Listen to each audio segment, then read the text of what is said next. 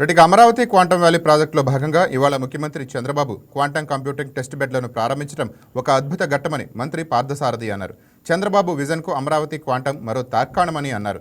ఎక్కడో ఉన్న సిలికాన్ వ్యాలీని గురించి ఇప్పటి వరకు మనం మాట్లాడుకున్నామని, ఇకపై యావత్ ప్రపంచం అమరావతి క్వాంటం వ్యాలీ గురించి మాట్లాడుతుందని మంత్రి పార్థసారథి తెలిపారు. కేవలం 2-3 దేశాలే కలిగిన క్వాంటం క్యాపబిలిటీస్ అమరావతికి రావడం రాష్ట్ర ప్రజలకు గర్వకారణమని ఆయన అన్నారు.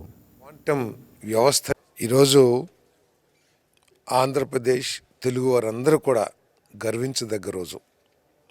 ఎందుకంటే ప్రపంచంలో కేవలం 3-4 దేశాలు కలిగి ఉన్న క్వాంటం కంప్యూటర్ని, క్వాంటం వ్యవస్థని మన ప్రీతమ నాయకుడు చంద్రబాబు నాయుడు గారి నాయకత్వంలో, ప్రీతమ యువనేత లోకేష్ గారి నాయకత్వంలో మన అమరావతిలో ఏర్పాటు చేసుకోవటం ఈరోజు చాలా గర్వించదగ్గ విషయం అని చెప్పేసి మనవి చేస్తా ఉన్నాను.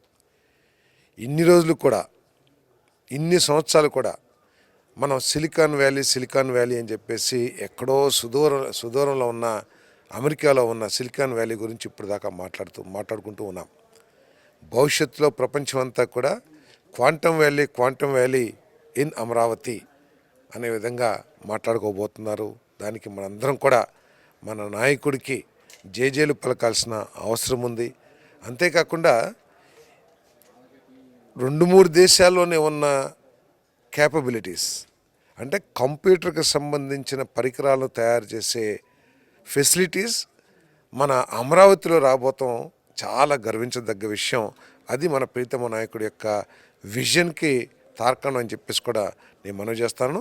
ఈ క్వాంటం వ్యాలీ ద్వారా కొన్ని లక్షల మంది యువకులకి ప్రత్యక్షంగా కానీ పరోక్షంగా కానీ మరి ఉపాధి అవకాశాలు, అన్ని రకాల అవకాశాలు, వ్యాపార అవకాశాలు కూడా లభిస్తాయని చెప్పేసి మనవి చేస్తాను.